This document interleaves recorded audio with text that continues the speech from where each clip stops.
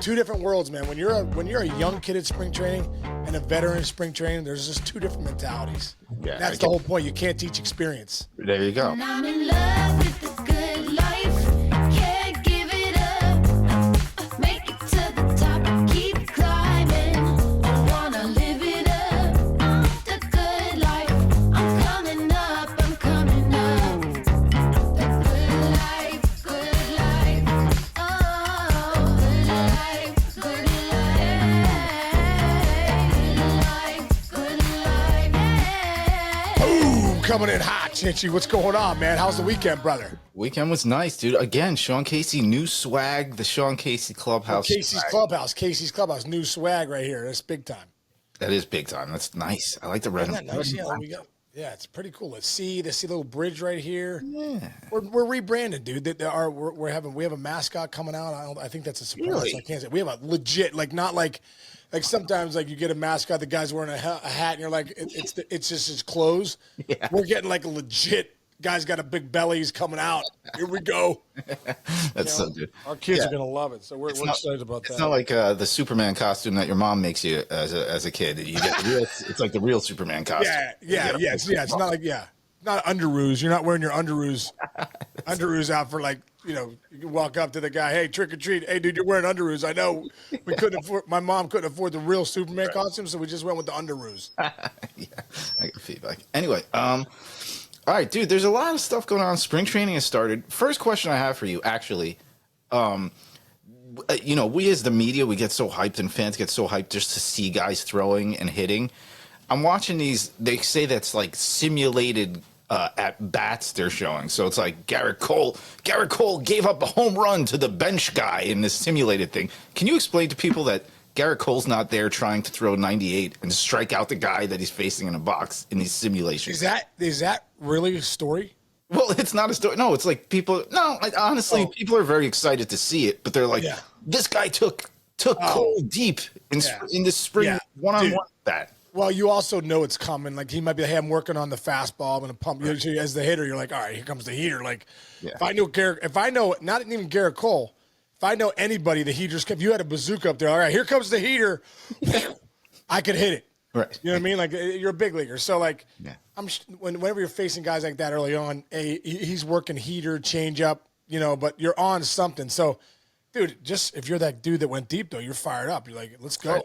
I remember taking Pedro Martinez deep in a game in spring training, and he dominated me. I think every other bat, but everyone's like, hey, did you ever face Pedro? And I'm like, took him deep in spring training, bro. Right. Okay, get to know me. But even on the simulated stuff, if you can square up Garrett Cole, that's fun. But for a guy like Garrett Cole, he's solely getting his work in.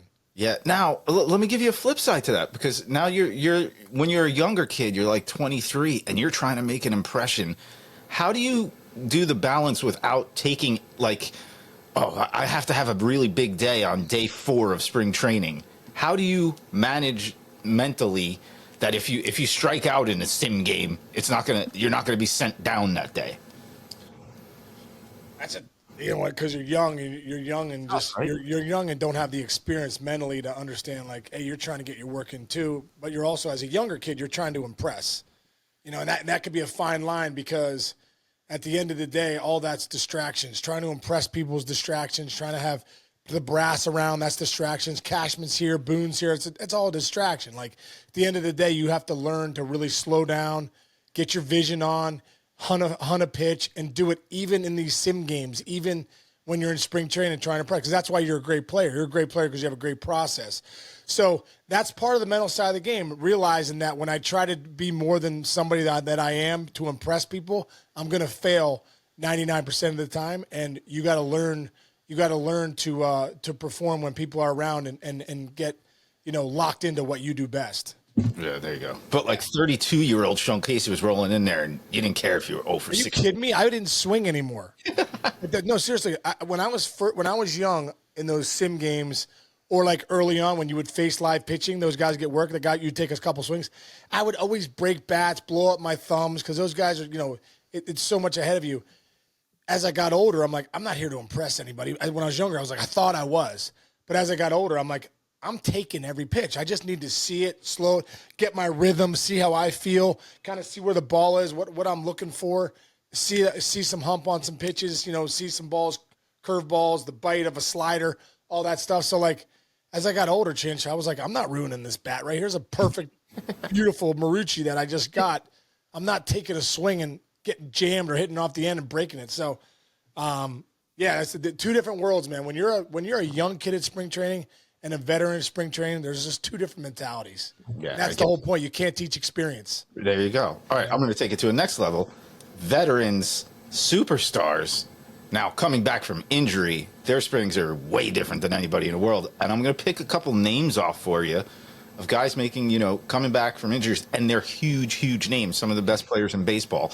I'll go back and forth between some pitchers and hitters, and you tell me what you're looking for in spring, and if these guys come back to where they're supposed to be, what it means for their teams. I'm going to start with one guy who I haven't seen over a year, Jacob DeGrom, dude, for the Rangers. I mean, you kidding me? If DeGrom comes back healthy, he's coming back from his second Tommy John, right? I mean, if he comes back healthy and is good, I really believe too the Tommy John they do now with the, when they have the internal brace. Like I saw them do it with Jake, and I'm thinking, I don't think that's like a bionic elbow. Right. The way they do it now, I'm like, if that blows out again, then that's ridiculous. Right. I mean, that's how legit this internal brace is. It's like, they used to take, your ligament, and then we used to take your tendon out of your wrist and then put it in your ligament, and everything's gonna be great. Now they still do that, and they put this internal brace in Chinch. I watched the process.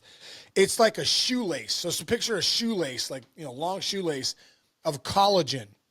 Bro, you couldn't cut this with scissors. You couldn't cut this with scissors, bro. It's like steel. And what they do is they put it in, and then they take a pin, like a screw, and they screw it down and screw it on both ends, and then they figure eight it around those screws into the bones. It becomes your new ligament.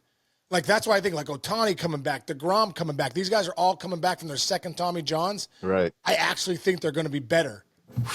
They're going to be. So I think DeGrom. You saw him last year. I think he had 10 starts, had a 1.6 ERA, dominated, punching everybody out. Like, I think he's back. And if he can stay healthy, that's a huge a bonus for the Rangers. But at the end of the day, that's a big if, dude. He hasn't been – go back and look at his numbers. I mean, it's been since like 2019 he's had over 140 innings or something like that. So Correct. It's a big if with DeGrom. It hasn't just been his elbow. It's been other things too. But I hope that he's healthy for baseball. I hope that he's healthy for the Rangers, and it just makes them so much better, dude. Right, exactly. Now, this next team might not benefit as much, but baseball, we miss Mike Trout whenever he gets hurt, dude. Trout's coming back. He's going to play right field instead of center field, and it's just like, please stay on a field as much as humanly possible for everybody, for all of us. Dude, right field, DH, whatever it takes. I hope he gets a lot of DHs, too. I hope he plays 100 games in right, DH is 60. Right. Because it's baseball's better when Mike Trout's on the field. I mean, we saw even when he's on the field and missed that time, his numbers are huge. What were his numbers in 22? 2023. He had like 40 homers, played like 108 games. Yeah, he missed like 54 games, still hit 40 homers. Yeah, let's go here. Like it's pretty incredible when you look back. Yeah. If you go down to 2022, 119 games only, he hit 40 homers, dude. There you go. 119 games, hit 40 homers. He missed 43 games. 999 OPS. I mean, come on. 1,000 OPS. I mean, this guy is. I just think, Chinch, when you're playing center field as a 30-plus-year-old player, that's quick go. In right, you're a quick go, step and a dive, kind of maybe into the gas. As a center fielder, you got to go. Right. It's a long run, and that's a lot of little long runs, stop and go. The reason guys get hurt in baseball, different than you would in football or the NFL, is just stand around, go. Right. Stand around for 3 innings, go. Yeah. And all of a sudden, you do that enough, you're like, oh, that 33-year-old hamstring's not reacting like it did when I was 23, 27. That calf's not reacting the way. It's just a lot of standing around and going. And, I think for a guy like Trout, the more you can get his legs, not doing that, the better off he's going to be. Yeah. Plus, you're eliminating the slice and the hook. from Right. like you're eliminating one in the corner outfields. If you're playing center field, you got the gaps. So, righties can pull, righties can go the other way, and vice versa with lefties. If you're playing right field, you got a righty. All right, I know the ball's going to slice this way. If I got a lefty, I know he's going to either hook it, and you probably have a center fielder out there where you're not. Mike Trout doesn't have to, he's not covering the gap anymore. Right. So I think that is a good advantage There's no to move doubt. to a corner. No, it's a great advantage. And I think one thing too, and bro, I pulled a hamstring back in 2004. It was a high hamstring right up near my butt. I still feel it. It's 2025. I still feel that. I just walked up this driveway, bring the garbage cans down the other day. I'm like, is that my hammy? Yeah. So like, I still feel that. I had a calf injury years ago in 2003, 2006. I still feel that. My shoulder still bothers me. My neck. After you pull muscles, dude, they're never the same. Never. They're just not. They're just not the same. So you pull a hammy, pull a calf, go back at Trout's track record the last few years. It's all been lower extremities, hamstrings, calves. I know he's done his wrist before, but at the end of the day, when you start lighting up those lower extremities, your quads, your calves, your hammies, your groin, all that stuff, that doesn't heal the same way that it used to. So you're not really the same when you go out there. You're asking your body to do things now that it's been hurt. It can't go back to being what it was. There you go. Great points there. Now, this is a little more dynamic type of player for his age and what he does on a base pass and everything like that. What do you expect, or if you're sitting down with Ronald Acuna, what's your line to him going, hey, man, we're coming into spring training. We need you full bore. He's a dynamic type player. So how do you go about that when you're coming back and you are the fast, twitchiest guy in baseball, maybe? Is he ready on day one, Chinch? Is he ready for opening day? Let's see. I got this thing. I think it's going to be a little bit. It is probably going to be a little bit. Obviously, you're not going to, we're talking about, his knee buckled back in it. Like, his injuries was tough. Yeah. So, yeah, it's going to take him a little while. I think the bottom line is just stay with the program. These trainers and these doctors, all that stuff, the big leagues now, they have such a protocol. So stay with the protocol. When you're ready to go, you're ready to go. I always said, like, when I was injured, as soon as I thought I was ready, like another week or another few days, you know what I mean? Like, make sure that you're 100%. Like, don't you're Ronald Acuna. Make sure that when you come back, you're ready to go. Full bore. You've tested it on the backfield. You've tested it everywhere in the games. You're ready to go. So stay with the protocol. Lean into the trainers. Those guys know what they're doing, and when you're ready to go, make it be 100% the first time you step on the field. Yeah, there you go. And that's ACL too. That's a similar thing. But again, this day and age, ACL is different than it was 15 years ago. That's for sure. We see guys. You're coming back a lot quicker now. Yeah, guys are coming. NFL players are coming back and rushing for like 1,500 yards after. So right. And you wonder too. I don't know what the ACL surgery is like, but you wonder if it's going to be. They're going to start having something similar to that internal brace that they have for the elbow. Is there going to be something they could put in there now that just makes that ligament so much stronger? Yeah, or like AI robots are going to be starting to do these surgeries in our own. Probably. Crazy, right? All right. Last guy I'm going to mention, and this is like it's almost like, hey, what you get out of him is whatever you get out of him with the roster he's on. Shohei Ohtani, the pitcher, who, by the way, was out there on a mound throwing a ball the other day, which was pretty awesome to see. Yeah, we forget that he pitches too. It's unbelievable. Just went 50-50 last year. Like, oh yeah, Tony, MVP, great sign. Because now that he's making $70 million and Soto's making what he's making, you're like, oh man, guy's getting robbed. Because then when we see Ohtani go on the bump, you're like, oh wow, that's why he got $700 million, because he's a two-way superstar. Mm-hmm. He's one of the top 5 guys in the game. And I also think, dude, with Sasaki being there and Yamamoto, there's going to be an internal competition there, in that culture of like, all right, who's going to be the best here? Let's have a friendly competition of the 3 best Japanese pitchers are on the same Major League Baseball team. Mm-hmm. I think there's going to be a friendly competition there. These guys have been grown up together, played at WBC together. It's going to be, I think you might even see another version of Ohtani being pushed a little bit more with those guys being there. Yep. So I can't wait to see it, Chinch. I miss him pitching, but like I said, he's got that internal brace too. Remember last year back in the playoffs, he was thrown off the mound a little bit, doing some sides. Remember they were like he could play if we needed him. Good point.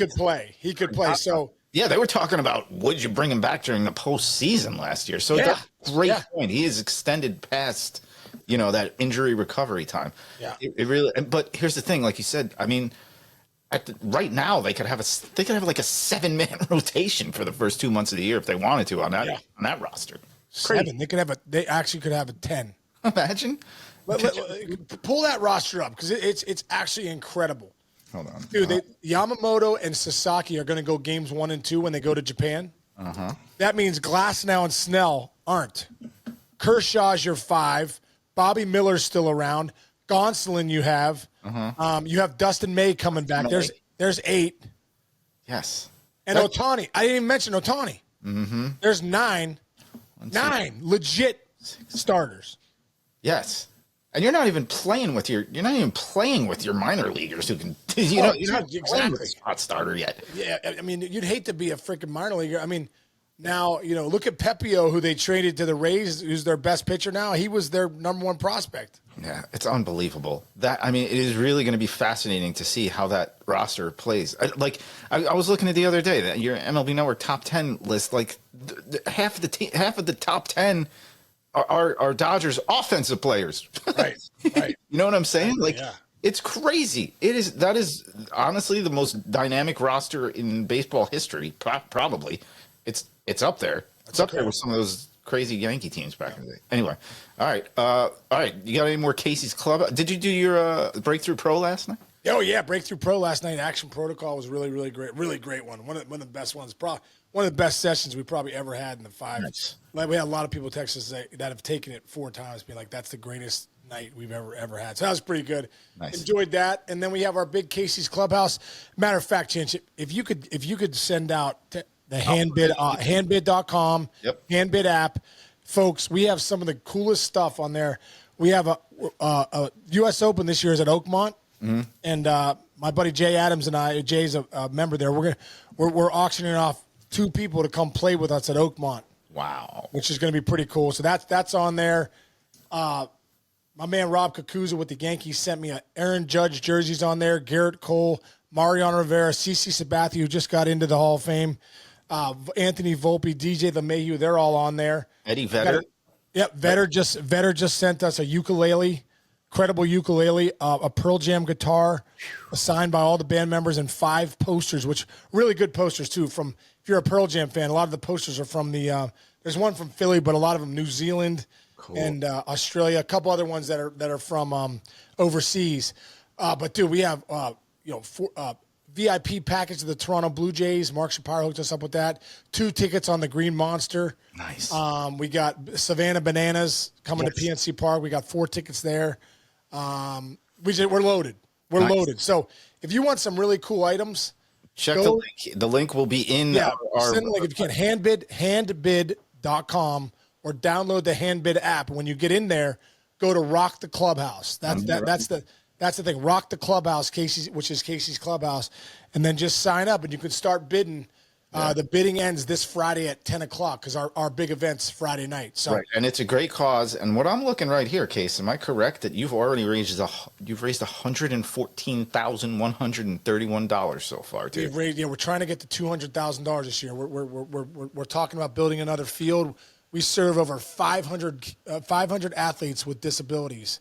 That's great. And their families, not just 500, almost 500 athletes with disabilities and their families. We're kind of grown. We're almost growing out. We need another field at some point here. So that's going back and forth, and this money will really, really, really, really help us. So any donation, and also you could sponsor a kid. Go online. You could sponsor a kid. You could sponsor a team. You could sponsor our trip. We're taking the kids on a trip this summer, which we're really excited about.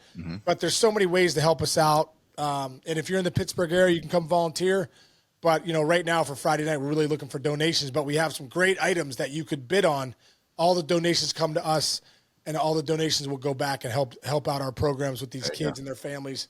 It's really an incredible organization. Yeah. So thankful to be a part of it. What's the greatest nation in the world? Donation. Donation. That's right, Chance. Greatest nation in the world. Donation. You know what the greatest city in the world is? What? Generosity. There's a homeless guy when I was at Columbia. He used to say that every time. I love it, dude. Anyway. I love it. All right, great. All right, man. Chinchy, have a great rest of your day. Everyone out there, appreciate you listening. You guys are the best. We'll catch you tomorrow. Subscribe and download. Don't forget, Joe Casey says it costs no money to subscribe. It's just you're hitting the button. It doesn't do it.